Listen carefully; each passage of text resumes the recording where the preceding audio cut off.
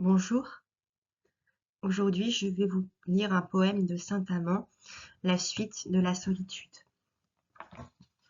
Un gai zéphyr les caresse, d'un mouvement doux et flatteur, rien que leur extrême hauteur ne fait remarquer leur vieillesse.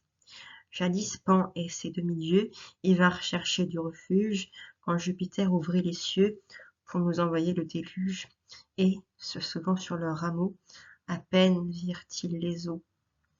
Que sur cette épine fleurie, dont le printemps est amoureux, Philomèle, au chant langoureux, entretient bien ma rêverie. Que je prends du plaisir à voir ces monts pendant en précipice, qui, pour les coups du désespoir, sont aux malheureux si propices. Quand la cruauté de leur sort les force à rechercher la mort. Que je trouve doux le ravage de ces fiers torrents vagabonds qui se précipitent par bonds dans ce vallon vert et sauvage, puis, glissant sur les arbrisseaux, ainsi que des serpents sur l'herbe, se changent en plaisants ruisseaux où quelques naïades superbes règnent comme en son lit natal, dessus un trône de cristal. Que j'aime à voir la décadence de ces vieux châteaux ruinés contre qui les ans mutinés ont déployé leur insolence. Les sorciers y font leur sabbat, les démons follets s'y retirent, qui, d'un malicieux bas, trompent nos sens et nous martyrs.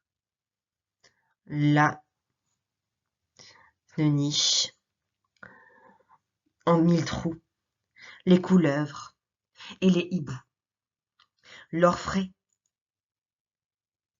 avec ses cris funèbres, mortels augures des destins, fait rire et danser les lutins dans ces lieux remplis de ténèbres, sous un chevron de bois maudit, y branle le squelette horrible d'un pauvre amant qui se pendit pour une bergère insensible qui d'un seul regard de pitié ne daigna voir son amitié. Aussi le ciel, juste équitable, qui maintient les lois en vigueur, prononça contre sa rigueur une sentence épouvantable autour de ses vieux ossements. Son ombre, aux peines condamnée, lamente en longs gémissements sa malheureuse destinée, ayant, pour croître son espoir, toujours son crime devant soi. L'art de la progression. Montrer comment procède le poète pour nous communiquer peu à peu ce frisson d'horreur sacrée auquel il se complaît lui-même. 2. Souligner le mouvement lyrique qui anime le texte et en fait un hymne à la solitude. 3. Quelle est, dans ce passage, la place de la mythologie antique? Par quoi elle est bientôt remplacée? 4.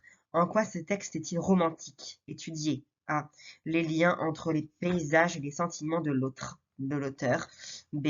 La nature particulière de ces sentiments. C. La poésie des ruines. D. Le goût du fantastique et même du macabre. 5. Comparer la solitude de Théophile en soulignant A. Les ressemblances de détails. B. La différence d'inspiration et d'intention. 6. Étudier l'agencement des rimes et de la strophe. Comparer Malherbe. Merci d'avoir regardé. Passez une bonne journée.